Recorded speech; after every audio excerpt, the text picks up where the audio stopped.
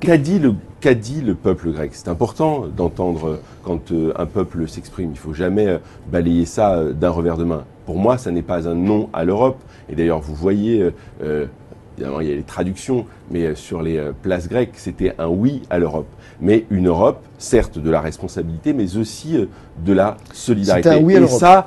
Et ça, c'est extrêmement important. Parce qu'une sortie, et moi je tiens à le dire avec un peu de solennité tout de même, une sortie de la Grèce, de la zone euro, voire de l'Europe, et je vois certains responsables, le mot me paraît exagéré, de droite, qui disent au fond ça peut se faire sans dégâts, ça se ferait avec des dégâts considérables. D'abord pour les Grecs.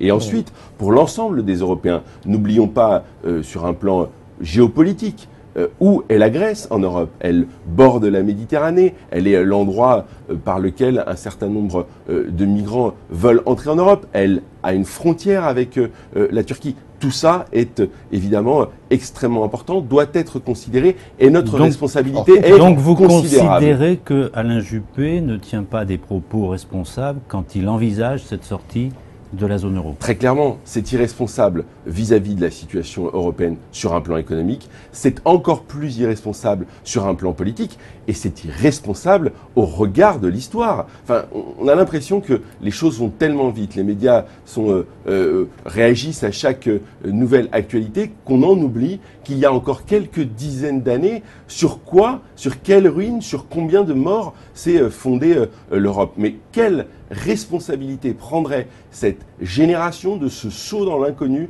de la sortie d'un pays de l'Europe? Et donc moi, je ne veux pas jouer avec cela. Je ne veux pas être de cette génération qui commencerait à détricoter l'Europe, ce que on a mis au fond des décennies, peut-être même des siècles. Il y a des échéances, peut-être même des siècles. Il y a des propos, il y a aussi des échéances qui arrivent bientôt. Qu'est-ce qu'on fait concrètement? Est-ce qu'il faudra accepter d'effacer une partie de la dette grecque à l'avenir?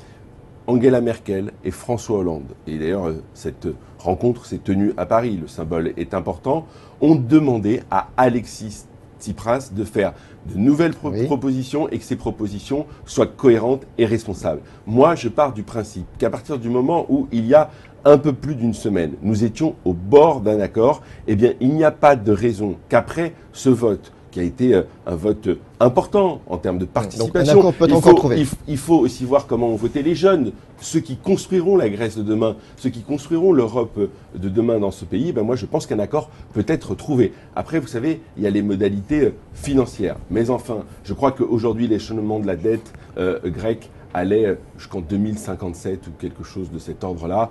Honnêtement, ce n'est pas un rééchelonnement de la dette de quelques années qui va mettre en péril l'économie européenne. Il faudra évidemment rediscuter de la façon dont cette dette est réglée. Mais en contrepartie de cela, il peut y avoir des efforts économiques, ils avaient déjà été évoqués. Mais moi, ce qui m'intéresse, c'est comment on aide les Grecs à construire un État, parce qu'on parle de beaucoup de sujets économiques. Mais un des problèmes, on le sait, c'est par exemple tout simplement la faiblesse de l'administration fiscale grecque. Est-ce qu'à un moment donné, on s'est penché là-dessus? Est-ce qu'on a soutenu les gouvernements d'ailleurs, pas seulement celui de M. Tsipras, pour reconstruire ou construire une administration fiscale qui pourrait lever l'impôt en bon ordre? Je pense à ceux des grands propriétaires, à ceux des armateurs, à ceux même de l'Église qui là-bas est évidemment très riche.